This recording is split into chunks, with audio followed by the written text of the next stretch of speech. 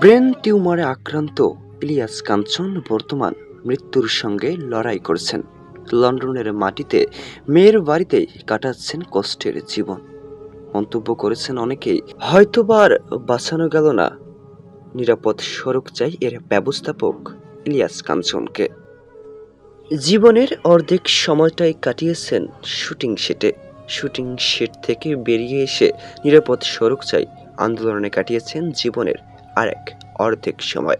তবে শেষ বয়সটাতেই যেন কষ্টেই কাটাচ্ছেন। শেষ বয়সে সুখের দেখা পেলেন না দেশের বাহিরেও। মেয়ের বাড়িতেই হয়তোবা শেষ নিঃশ্বাস ত্যাগ করতে পারেন, এমন কিছু খবর সামাজিক যোগাযোগ মাধ্যমেই দেখা মিলছে। সোশ্যাল মিডিয়ায় এখন ভাইরাল এক সময়কার জনপ্রিয় এই অভিনেতা। অনেকেই মন্তব্য করেন, কি এমন হয়েছে এই অভিনেতার।